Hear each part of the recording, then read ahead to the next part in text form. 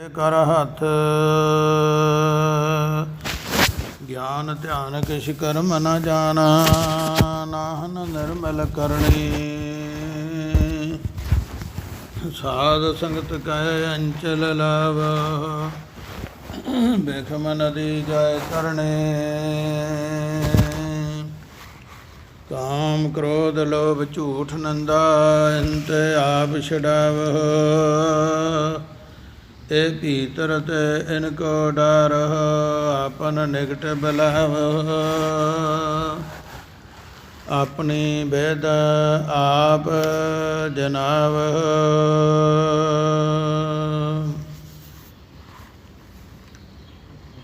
ਧੰਨ ਧੰਨ ਮਹਾਂਪੁਰਖ ਬਾਬਾ ਸਲੂਰਾ ਸਾਹਿਬ ਜੀ, ਬਾਬਾ ਡੋਗਰ ਮਹਾਬਲੀ ਜੀ, ਇਹਨਾਂ ਦੇ ਸਥਾਨਾਂ 'ਤੇ ਗੁਰੂ ਪਿਆਰੀ ਸਾਧ ਸੰਗਤ ਸਤਿਗੁਰੂ ਗੁਰੂ ਗ੍ਰੰਥ ਸਾਹਿਬ ਮਹਾਰਾਜ ਜੀ ਦੀ ਕਿਰਪਾ ਦੁਆਰਾ ਜੋ ਰੋਜ਼ ਦੀ ਤਰ੍ਹਾਂ ਸਤਿਗੁਰੂ ਜੀ ਕਿਰਪਾ ਕਰਦੇ ਹਨ। ਆਓ ਕੁਝ ਸਮੇਂ ਵਾਸਤੇ ਗੁਰਬਾਣੀ ਦਾ ਲਾਹਾ ਪ੍ਰਾਪਤ ਕਰਨ ਦਾ ਯਤਨ ਕਰੀਏ। ਇਸ ਤੋਂ ਪਹਿਲਾਂ ਨਿਮਾਣੇ ਨਿਤਾਣੇ ਅਣਜਾਣ ਜੀਵ ਦੀ ਹਾਜ਼ਰੀ ਪ੍ਰਵਾਨ ਕਰਨੀ ਕਿ ਕੁਝ ਸਮਾਂ ਇਸ ਪਵਿੱਤਰ ਗੁਰਬਾਣੀ ਦੇ ਅਨੁਸਾਰ ਸਾਂਝ ਬਣ ਸਕੇ ਅਤੇ ਸਾਨੂੰ ਉਸ ਸਿੱਖਿਆ ਨੂੰ ਕਮਾਉਣ ਦੀ, ਪੜ੍ਹਦੇ ਸੁਣਦਿਆਂ ਨੂੰ ਸਤਿਗੁਰੂ ਜੀ ਸਮਰੱਥਾ ਬਖਸ਼ਣ। ਬੇਨਤੀ ਪ੍ਰਵਾਨ ਕਰਨੀ। ਵਾਹਿਗੁਰੂ ਜੀ ਕਾ ਖਾਲਸਾ, ਵਾਹਿਗੁਰੂ ਜੀ ਕੀ ਫਤਿਹ। ਸਤਿਕਾਰਯੋਗ ਗੁਰੂ ਪਿਆਰੀ ਸਾਧ ਸੰਗਤ, ਚੱਲ ਰਹੀ ਲੜੀਵਾਰ ਕਥਾ ਅਨੁਸਾਰ ਜੋ ਅੱਜ ਦਾ ਫਰਮਾਨ ਆਰੰਭ ਹੋ ਰਿਹਾ ਹੈ, ਪੰਨਾ 896 ਸ੍ਰੀ ਗੁਰੂ ਗ੍ਰੰਥ ਸਾਹਿਬ ਮਹਾਰਾਜ ਜੀ ਦਾ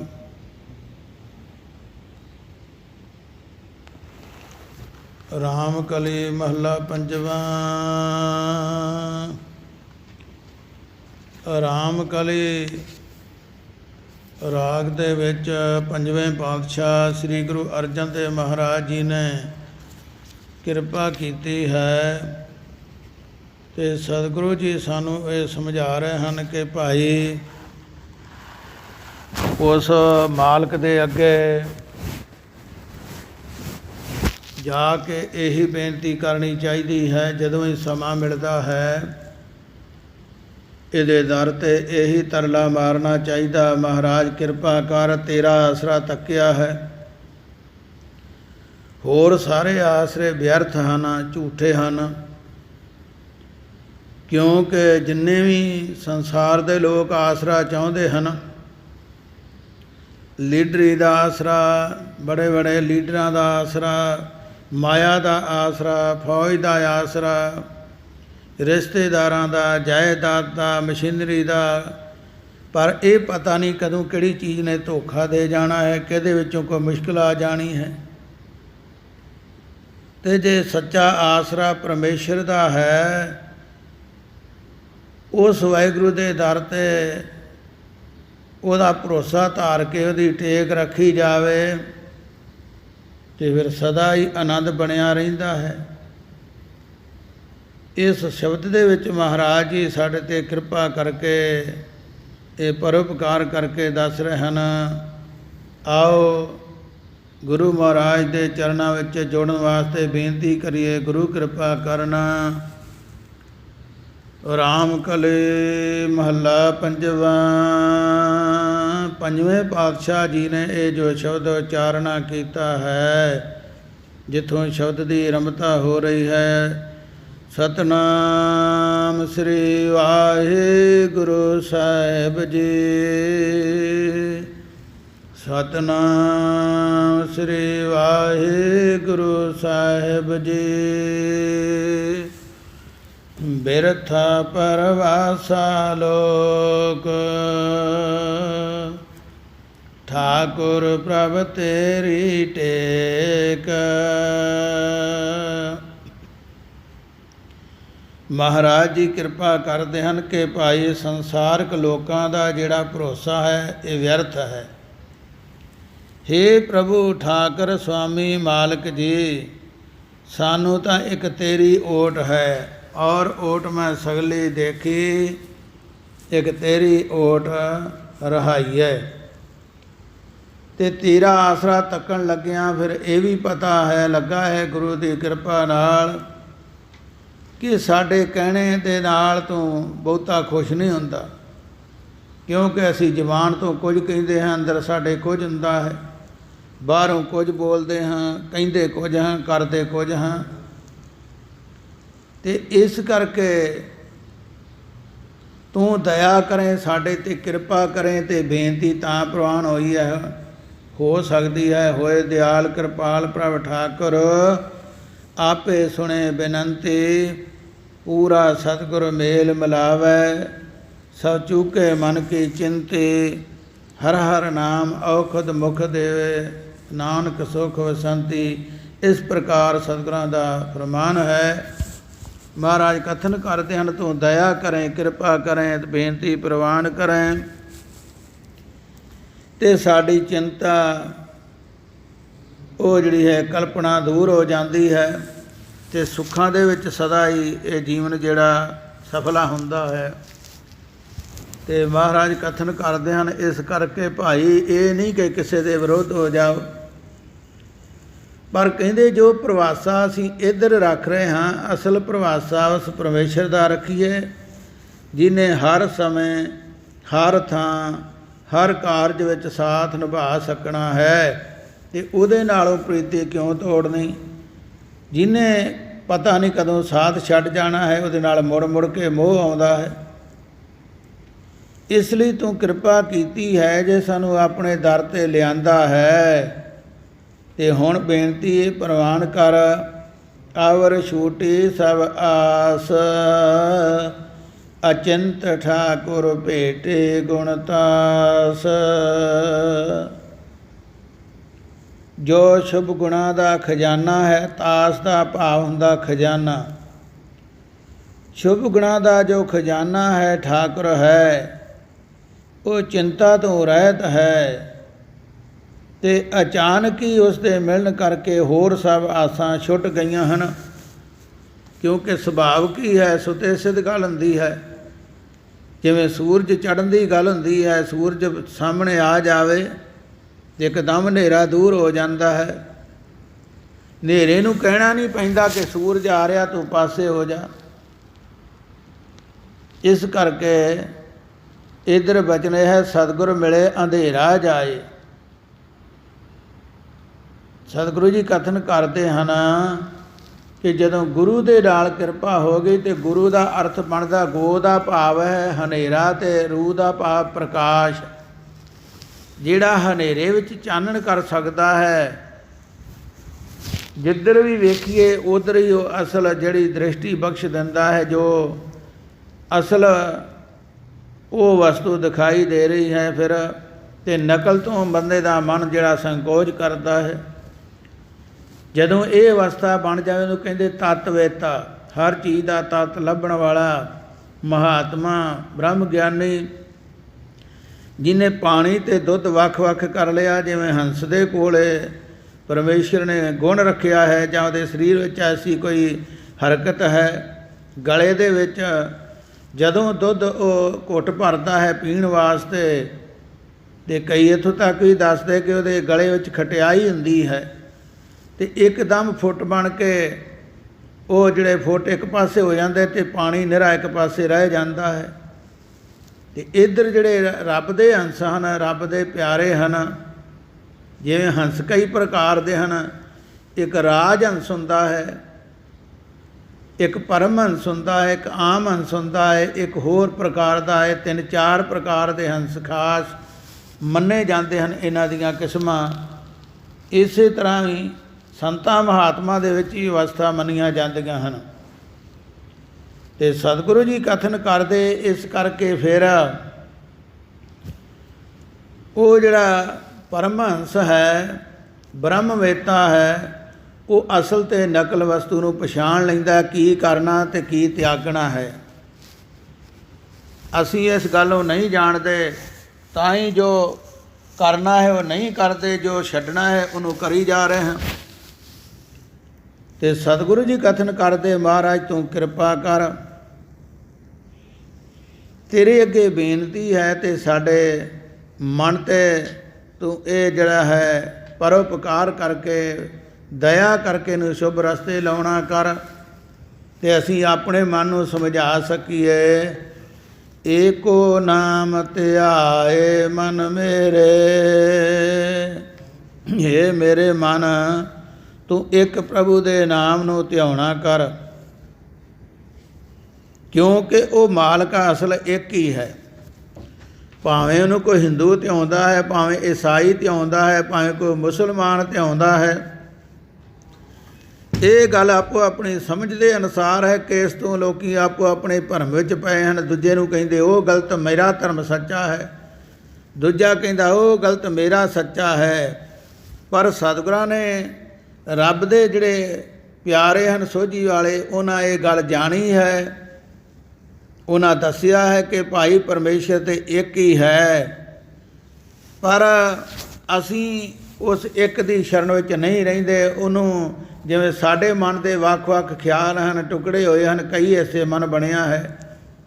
ਮਨ ਸਾਡਾ ਇੱਕ ਨਹੀਂ ਹੁੰਦਾ। ਬੀਓ ਬੀਜ ਪਤ ਲੈ ਗਏ, ਅਬ ਕਿਉਂ ਉਗਵੇ ਦਾਲ। ਮਨ ਤੇ ਦਾਲ ਬਣਿਆ ਫਿਰਦਾ ਹੈ, ਤੇ ਦਾਲ ਬੀਜੋ ਤੇ ਦਾਲ ਉਗ ਨਹੀਂ ਸਕਦੀ। ਤੇ ਸਤਿਗੁਰੂ ਦੇ ਕੋਲ ਇੱਕ ਕਿਰਪਾ ਹੈ, ਉਹ ਮਨ ਨੂੰ ਜੋੜ ਸਕਦਾ ਹੈ। ਉਹ ਟੁੱਟੇ ਹੋਏ ਮਨ ਨੂੰ ਫਿਰ ਜੋੜ ਦਿੰਦਾ ਹੈ, ਕਿਰਪਾ ਕਰਕੇ, ਦਇਆ ਕਰਕੇ। ਤੇ ਜਦੋਂ ਇੱਕ ਮਨ ਹੋ ਕੇ ਇੱਕ ਨੂੰ ਧਿਆਈਏ ਤੇ ਫਿਰ ਸਮਝੋ ਕਿ ਕਾਰਜ ਰਾਸ ਹੋਵੇਗਾ। ਕਾਰਜ ਤੇਰਾ ਹੋਵੇ ਪੂਰਾ, ਹਰ ਹਰ ਹਰ ਗੁਣ ਗਾਏ ਮਨ ਮੇਰੇ ਰਹਾ। ਕਹਿੰਦੇ ਜਦੋਂ ਇੱਕ ਪਰਮੇਸ਼ਰ ਨੂੰ ਯਾਦ ਕੀਤਾ ਤੇ ਮਨਾ ਤੇਰਾ ਸੰਸਾਰਕ ਕੰਮ ਅਤੇ ਮੋਖ ਰੂਪੀ ਮੁਕਤੀ ਵਾਲਾ ਕਾਰਜ ਵੀ ਪੂਰਾ ਹੋ ਜਾਵੇਗਾ। ਹੇ ਮੇਰੇ ਮਨ ਤੂੰ ਮਨ ਬਾਣੀ ਸਰੀਰ ਦੁਆਰਾ ਹਰ ਹਰ ਦੇ ਗੁਣ ਗਾਉਣਾ ਕਰ। ਹਰ ਇੱਕ ਜੀਵਾਂ ਦੇ ਹਰਿਆਂ ਕਰਨ ਵਾਲਾ ਜੋ ਹਰੀ ਵਾਹਿਗੁਰੂ ਹੈ, ਉਸ ਦੇ ਗੁਣ ਗਾਉਣਾ ਕਰ। ਤੇ ਉਹਨੂੰ ਇਸ ਤਰ੍ਹਾਂ ਕਹੋ, ਹੇ ਵਾਹਿਗੁਰੂ ਅਕਾਲ ਪੁਰਖ ਜੀ, ਤੁਮ ਹੀ ਕਾਰਨ ਕਰਨ,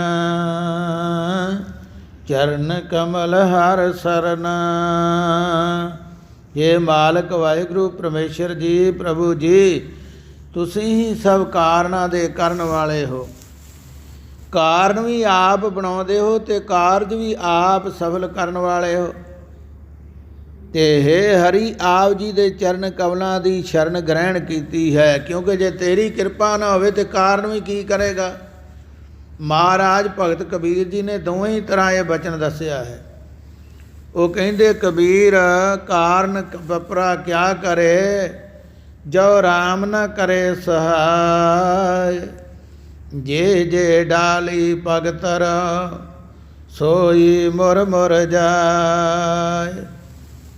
ਕਹਿੰਦੇ ਉਹ ਕਾਰਨ ਕੀ ਕਰੇਗਾ, ਕੀ ਕਾਰਜ ਨਾਲ ਸਫਲ ਹੋਵੇਗਾ।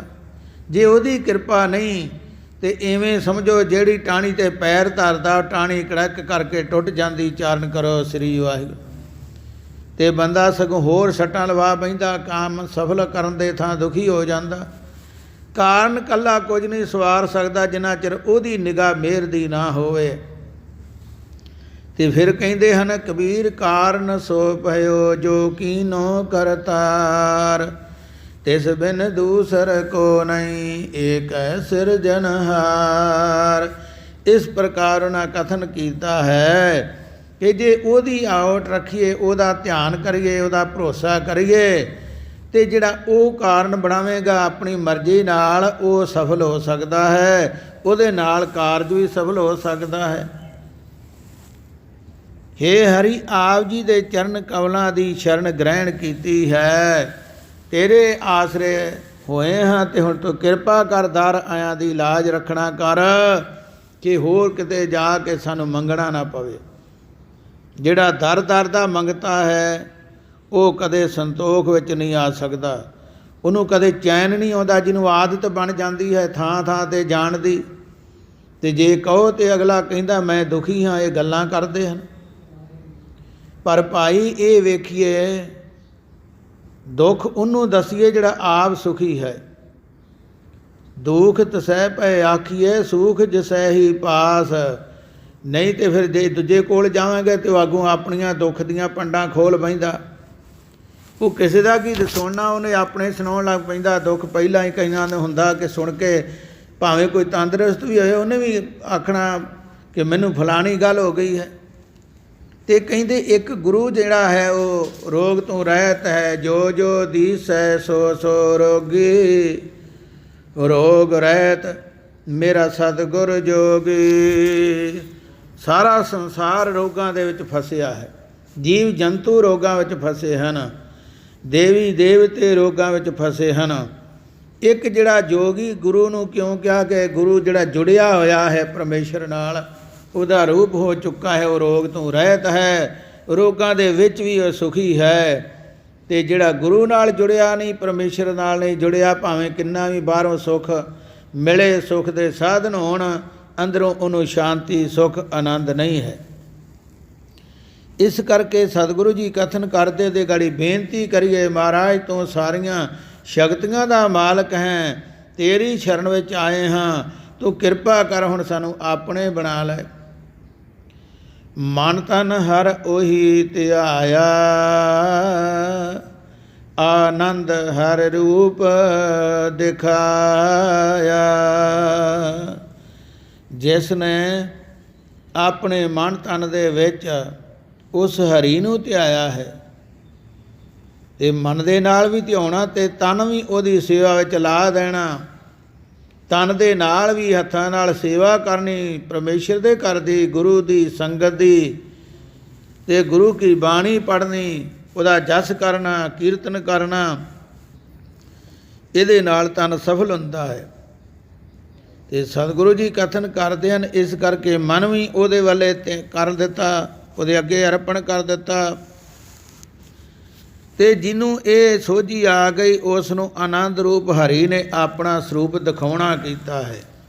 ਜਿਹੜਾ ਮਾਲਕ ਕਿਸੇ ਨੂੰ ਦਿਸਦਾ ਨਹੀਂ, ਉਹ ਮਾਲਕ ਕਿੰਨਾ ਲੰਮਾ ਹੈ, ਕਿੰਨਾ ਉਹ ਸੋਹਣਾ ਹੈ, ਕਿਹੜੇ ਰੰਗ ਦਾ ਹੈ, ਕਿੰਨਾ ਉਹਦਾ ਹੋਰ ਬਲ ਹੈ।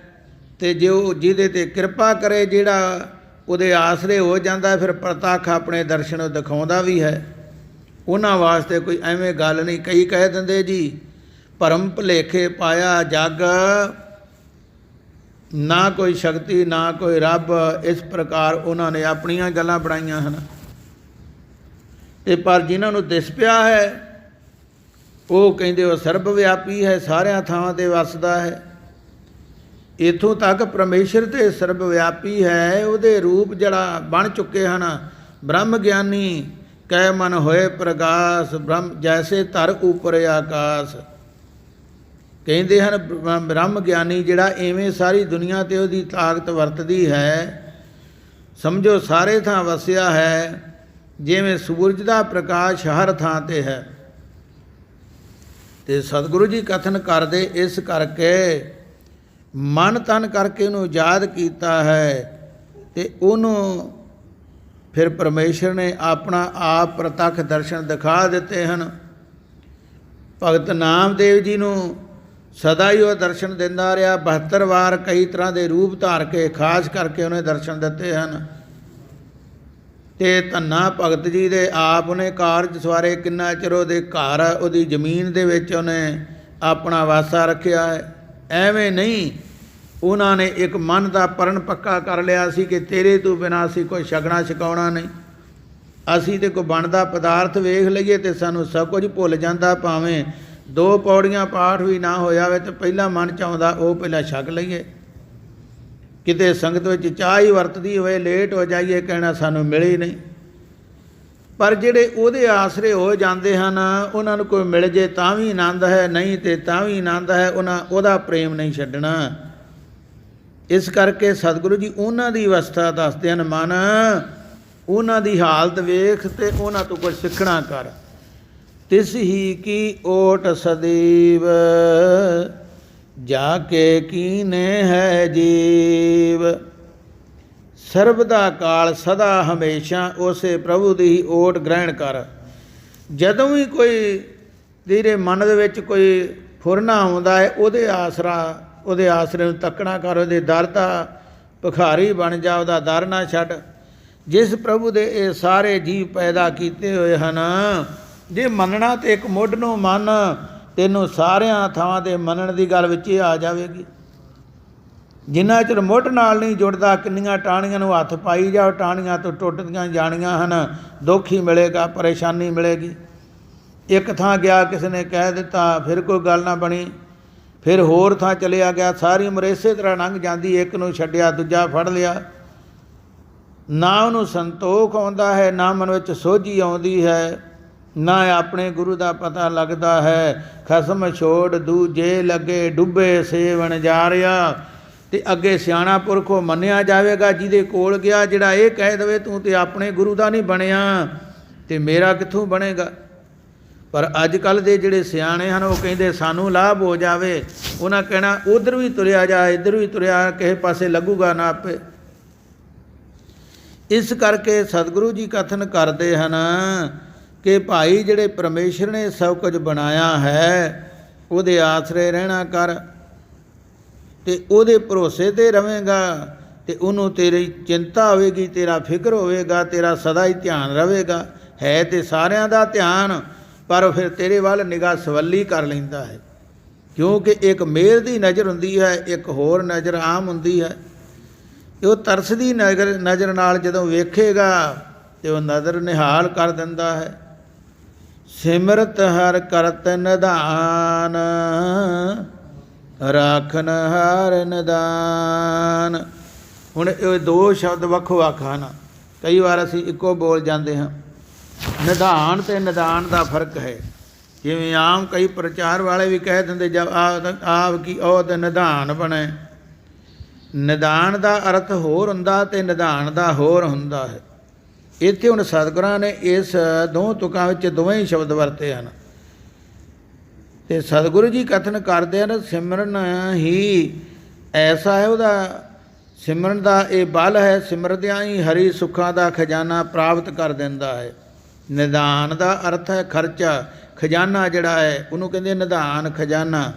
ਅਤੇ ਨਿਦਾਨ ਦਾ ਅਰਥ ਹੁੰਦਾ ਹੈ ਜਿਹੜਾ ਪੋਲਾ ਬੋਲੀਏ ਦੱਦੇ ਨਾਲ, ਉਹਨੂੰ ਕਹਿੰਦੇ ਅੰਤ।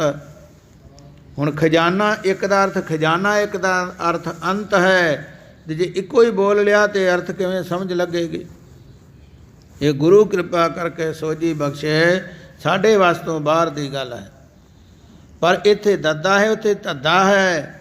ਅੱਖਰ ਵੇਖਿਆ ਕੁਝ ਨਾ ਕੁਝ ਜਿਹੜੀ ਸੋਝੀ ਬਣ ਜਾਂਦੀ ਹੈ। ਗੁਰੂ ਕਿਰਪਾ ਕਰੇ ਤਾਂ ਸਤਿਗੁਰੂ ਜੀ ਕਹਿੰਦੇ ਉਹਨੂੰ ਸਿਮਰਦਿਆਂ ਸੁੱਖਾਂ ਦਾ ਖਜ਼ਾਨਾ ਮਿਲ ਜਾਂਦਾ ਹੈ, ਅਤੇ ਅੰਤ ਨੂੰ ਵੀ ਉਹ ਰੱਖਿਆ ਕਰਨ ਵਾਲਾ ਹੁੰਦਾ ਹੈ। ਕਿਉਂਕਿ ਅਸਲ ਜਿਹੜਾ ਮੁੱਖ ਕੰਮ ਹੈ ਅੰਤ ਵੇਲੇ ਦਾ ਹੈ। ਜਿਹਨੇ ਅੰਤ ਵੇਲਾ ਸੰਭਾਲ ਲਿਆ, ਜਿਹੜਾ ਅੰਤ ਵੇਲੇ ਸਫਲ ਹੋ ਗਿਆ, ਸਮਝੋ ਉਹਦੀ ਸਾਰੀ ਉਮਰ ਸਫਲ ਹੋ ਗਈ। ਚਾਰਨ ਕਰੋ ਸ੍ਰੀ ਵਾਹਿਗੁਰੂ। ਜੇ ਸਾਰੀ ਉਮਰ ਹੀ ਐਸ਼ ਕਰਦਾ ਰਿਹਾ, ਮਗਰੋਂ ਆਣ ਕੇ ਦੁਖੀ ਹੋ ਗਿਆ, ਉਹਦੇ ਸਾਰੇ ਐਸ਼ ਜਿਹੜੇ ਉਹਨਾਂ 'ਤੇ ਸਵਾਹ ਫਿਰ ਗਈ, ਕੋਈ ਵੀ ਕੰਮ ਜਿਹੜਾ ਸੀ ਉਹਦਾ ਕੋਈ ਮਜ਼ਾ ਨਾ ਰਹਿ ਗਿਆ। ਅਤੇ ਜੇ ਮਗਰੋਂ ਆਣ ਕੇ ਪਰਮੇਸ਼ਰ ਦੇ ਨਾਲ ਉਹਦਾ ਜਿਹੜਾ ਮਿਲਾਪ ਹੈ ਉਹ ਨਿਭ ਜਾਵੇ ਸਾਥ ਅੰਤ ਤੱਕ, ਅੰਤਲੇ ਸਵਾਸਾਂ 'ਤੇ ਸਮਝੋ ਦੁਨੀਆ 'ਤੇ ਆਇਆ ਉਹ ਲੇਖੇ ਵਿੱਚ ਹੈ, ਉਹ ਜੀਵਨ ਸਫਲ ਕਰਕੇ ਚੱਲਿਆ ਹੈ।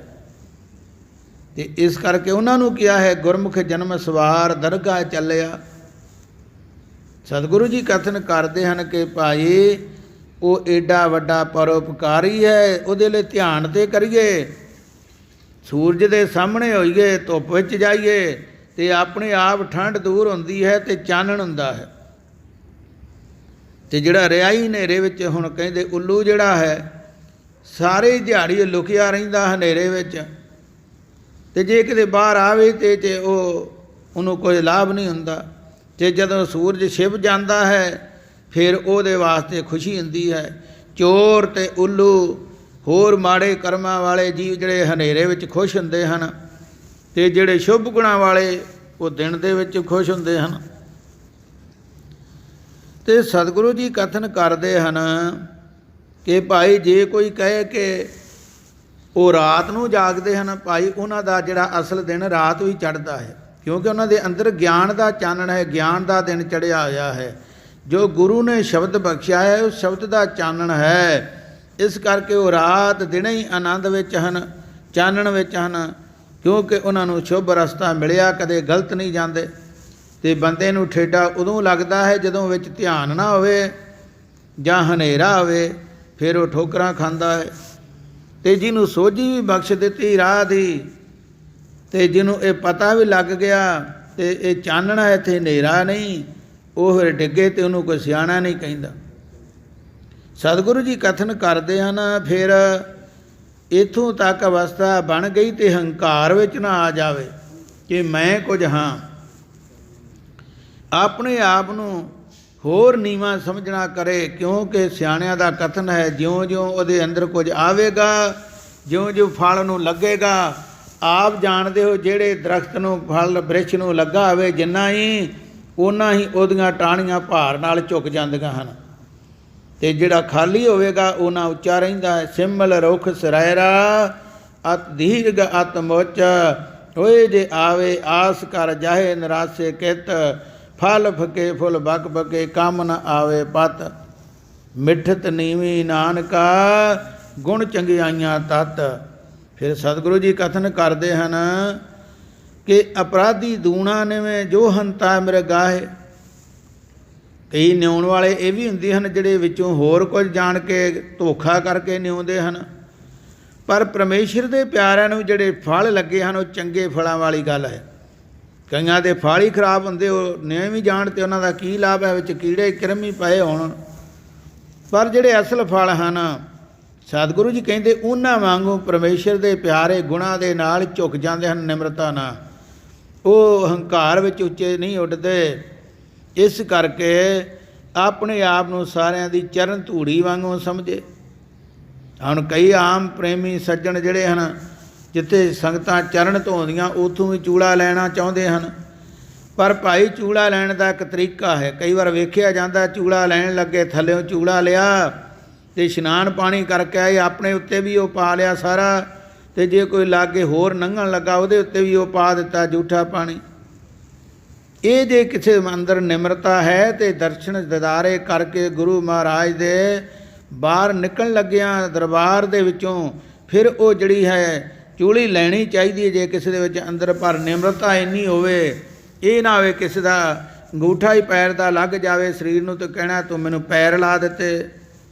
ਇਸ ਕਰਕੇ ਨਿਮਰਤਾ ਝੂਠੀ ਹੈ।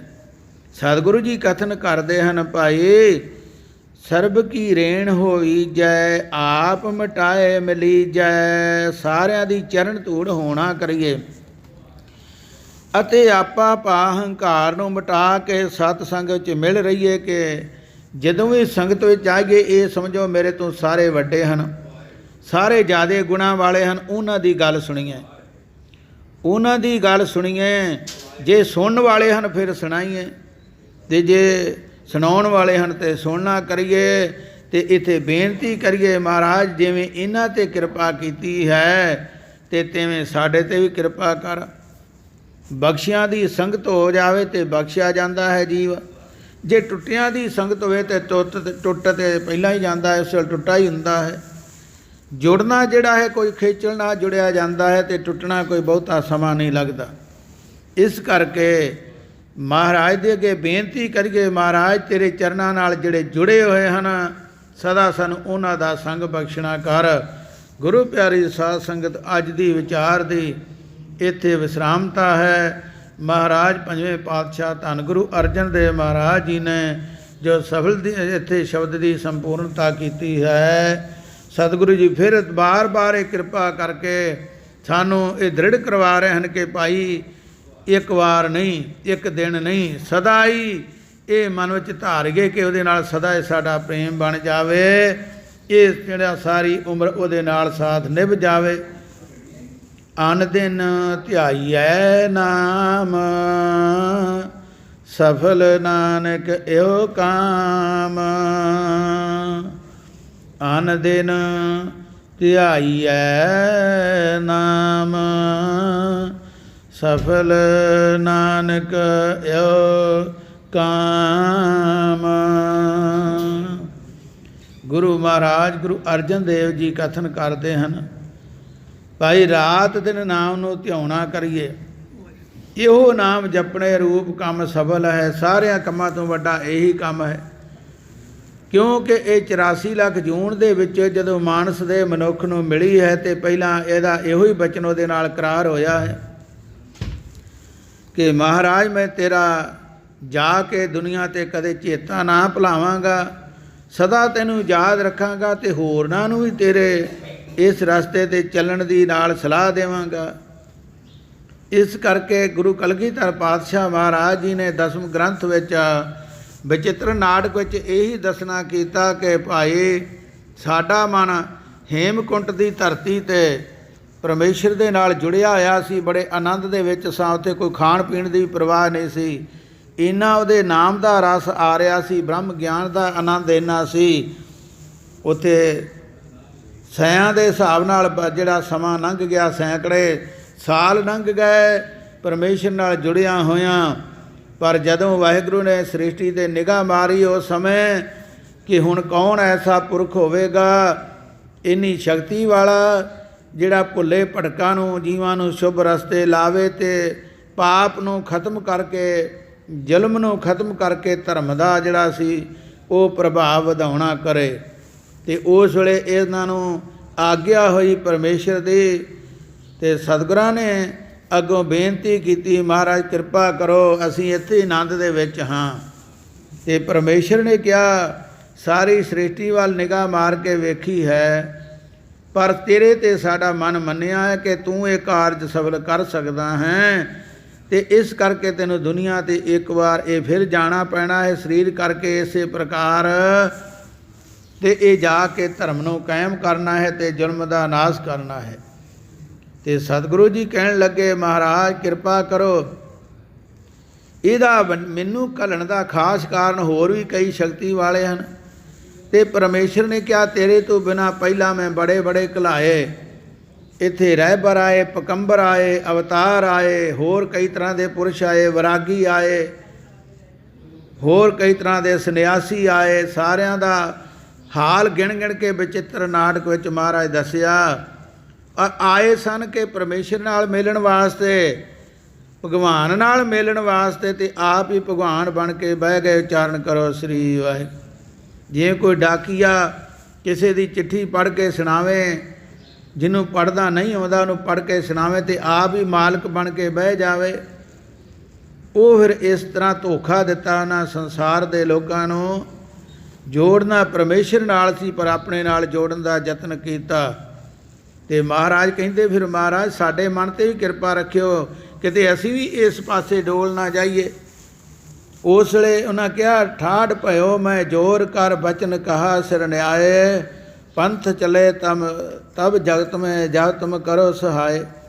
ਠਾੜ ਕਹਿੰਦੇ ਖਲੋਣ ਨੂੰ, ਠਾਂਡਾ ਤੇ ਠਾਡੇ ਵਿੱਚ ਫਰਕ ਹੈ। ਸਿਰ ਉੱਪਰ ਠਾਡਾ ਗੁਰਸੂਰਾ, ਉੱਥੇ ਠਾਂਡਾ ਨਹੀਂ ਕਹਿਣਾ, ਠਾਂਡੇ ਦਾ ਭਾਵ ਹੁੰਦਾ ਠੰਡਾ, ਤੇ ਠਾਡੇ ਤੋਂ ਭਾਵ ਹੁੰਦਾ ਖੜਾ ਹੋਇਆ, ਖਲੋਤਾ ਹੋਇਆ।